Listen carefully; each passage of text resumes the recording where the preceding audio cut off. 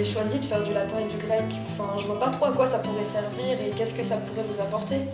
Le latin et le grec, c'est super utile. Ça te permet de connaître le sens des mots grâce à leur étymologie.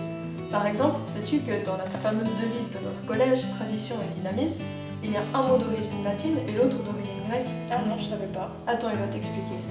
Alors voilà, en fait, en latin, on a le verbe tradere, qui signifie transmettre, qui justement vient expliquer cette idée de tradition. Et en grec, on a le mot dynamisme, qui ressemble énormément au français, et qui vient définir cette puissance, cette expansion de la connaissance. Ah, donc c'est carrément utile pour expliquer la langue française. Oui, Et vous pouvez faire ça avec plein de mots? oui, oui. Donc c'est quand même vachement ancré dans notre quotidien, le latin et le grec. Oui.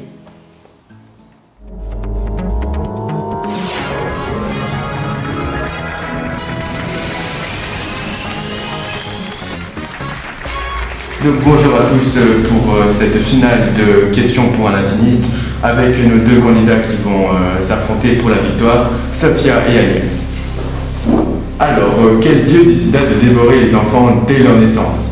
A. Chronos, B. Ouranos, C. Zeus. Chronos. Et c'est correct. Deuxième question, quelle était la déesse de l'amour? A. Aphrodite, B. Athéna ou C. Héra? Aphrodite. Et c'est correct. Troisième question, qui a déclenché la guerre de Troie? A. Paris en enlevant une reine grecque, B. Achille parce qu'il cherchait la gloire, ou C. Héra pour se venger des Troyens? C'est Héra pour se venger des Troyens. Et c'est incorrect, hélas. La réponse était la A. Paris en enlevant une reine grecque qui s'avérait être Hélène, épouse de Ménélas. Oh, ça me saoule. J'ai ce tableau, Saturne dévore un de ses fils à présenter dans 20 minutes. Mais je vois pas la planète. Mais il n'y a pas de planète, voyons. C'est Chronos, le roi des titans, qui dévore un de ses fils. Mais c'est horrible. Pourquoi il fait ça? Parce qu'un oracle lui a prédit que justement un de ses fils va prendre son règne. Du coup, il les mange tous pour éviter ça.